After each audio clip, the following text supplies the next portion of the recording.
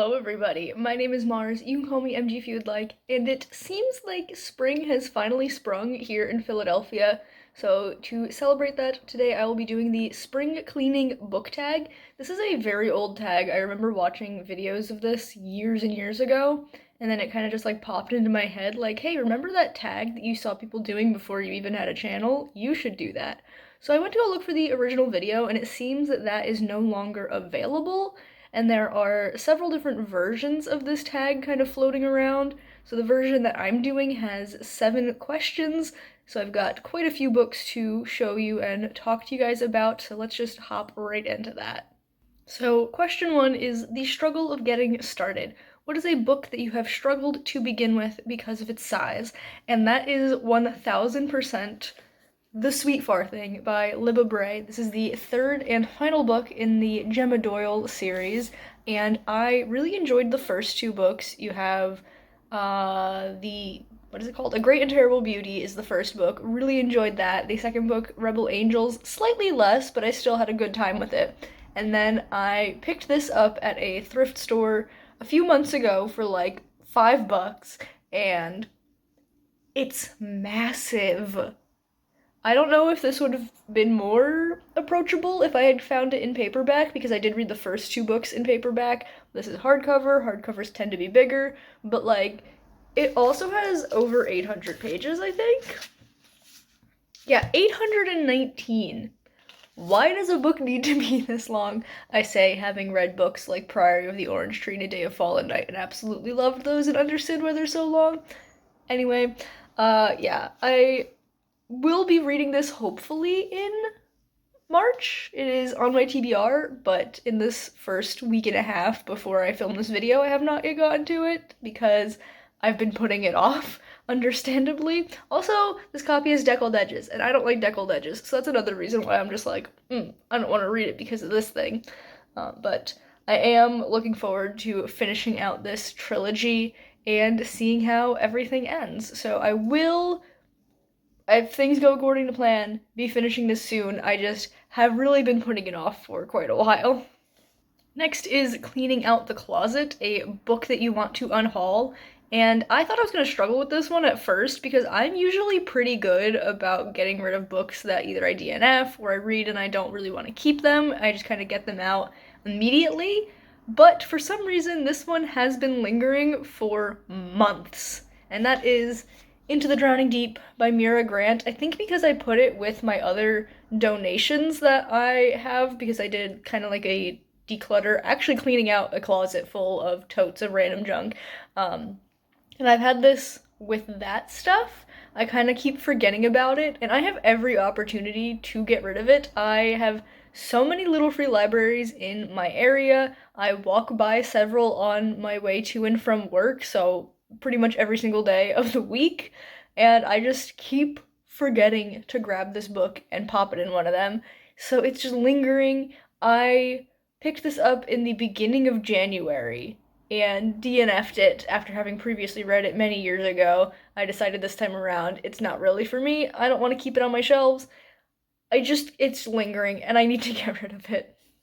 Question 3 is Opening the Windows to Let Fresh Air In, and this is a book that was refreshing to read, and I have picked A Magical Girl Retires by Park Sol-yeon, and this really was refreshing to read. I really enjoy translated works in general, but specifically East Asian translated works, so like Chinese, Japanese, Korean, in this case it's Korean.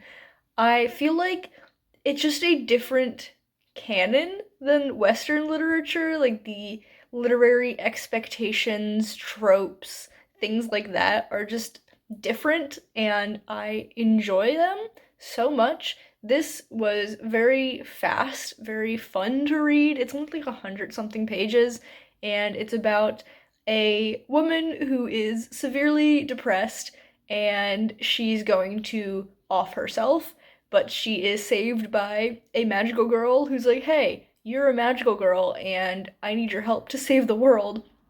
And this unnamed protagonist, that's another thing that I found with East Asian literature, is that unnamed protagonists are very popular. I don't know if there are other like places around the world that do that sort of thing very often, but it is something that I've noticed in Japanese and Korean books specifically.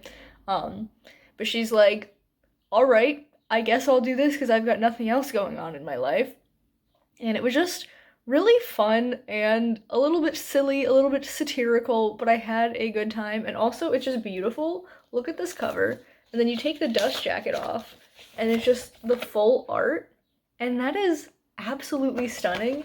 There's also illustrations for each chapter.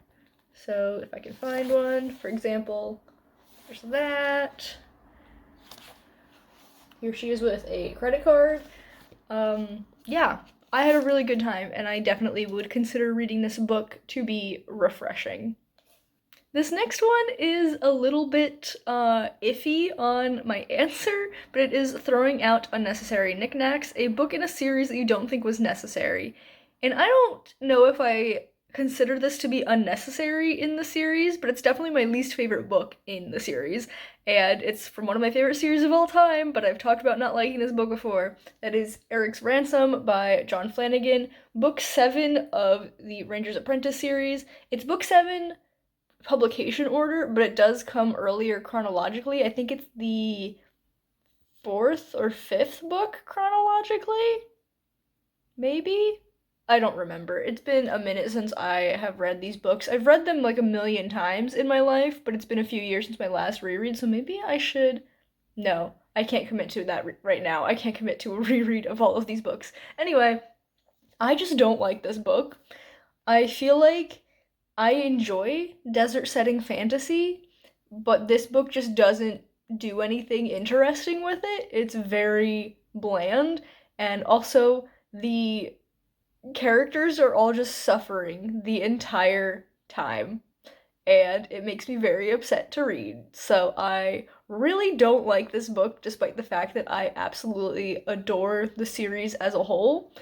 So yeah, if this book hadn't been published, I feel like I would have been okay with that. Or if it had taken just a little bit of a different turn, you know?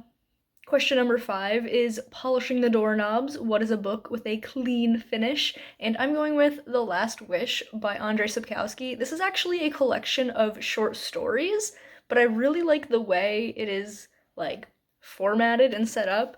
So we have The Voice of Reason, except it's not just the first story in the book, it's also the last. It's like interspersed between all of the other stories. Is there actually a list of the stories in this? No, of course not. So we get like just one page here, and then we have the next short story, and that is quite long. And then we get the next section of The Voice of Reason, and it's only a few pages long, and then we get a new short story.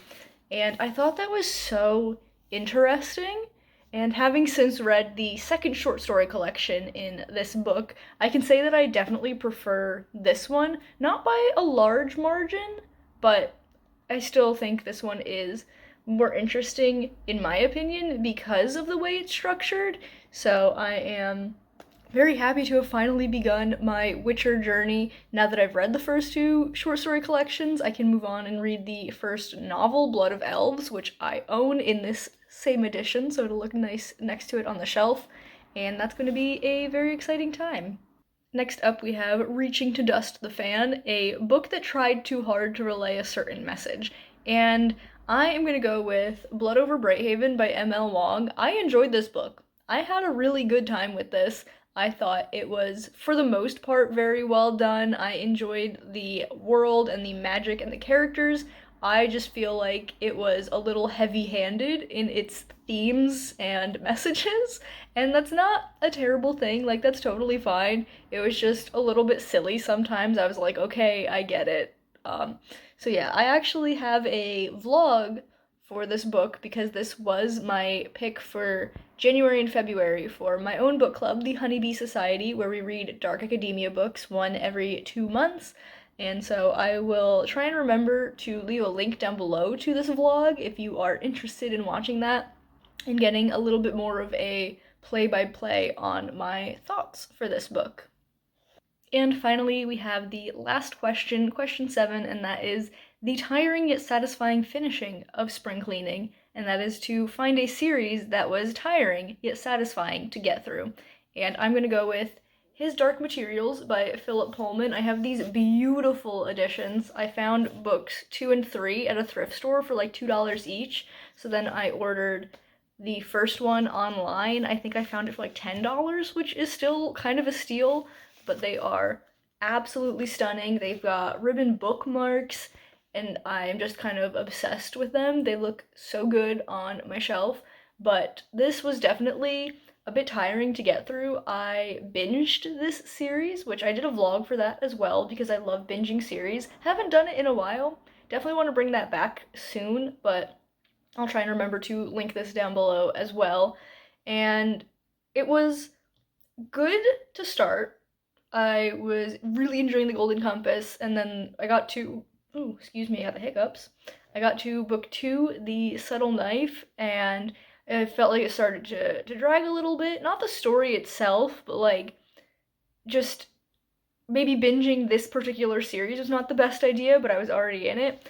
And then we got to The Amber Spyglass, which is so big, and there are just so many little plot lines that come together that it was a little bit tiring to read, especially because I didn't necessarily care about some of the plot lines. I wasn't as invested in those as I was in others, but I do ultimately think that it was satisfying to have completed this and gotten to the end, and I do actually want to get a tattoo from this series, specifically from book 3. So book 3 has these chapter illustrations. Hold on, let's see if I can find one.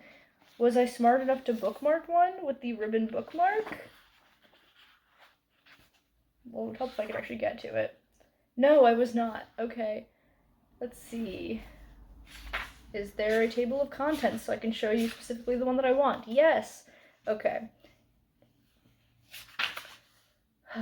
Riveting content, I assume. Page 403. Yeah, this book is over 500 pages. It is a chonker. But the chapters all have these little square artworks on them, and this is the one specifically I want to get tattooed. It is from chapter 31, Authority's End, and I just think it's really cute and fun, and I really enjoyed that chapter. So, even though the series was a bit of up and down for me, I do think I enjoyed it enough to get part of it tattooed on my body, so we'll see eventually when I do that. So that has been the spring cleaning book tag. Let me know if it is spring where you are, or maybe you're in the southern hemisphere and you are moving into fall instead. Good for you. I love fall. It's probably my favorite season, but I am also very happy for the sun to be shining and the birds to be chirping here. It's been so good for my mental health, even though I am still a little bit not used to daylight savings having happened. It's been a very tired couple of mornings for me, but I'm still very happy about this time of year. But we have now come to the end of this video. If you've enjoyed it, be sure to give it a big thumbs up. You can subscribe to my channel for more content, and that way I'll see you guys in the next one. Bye, everyone.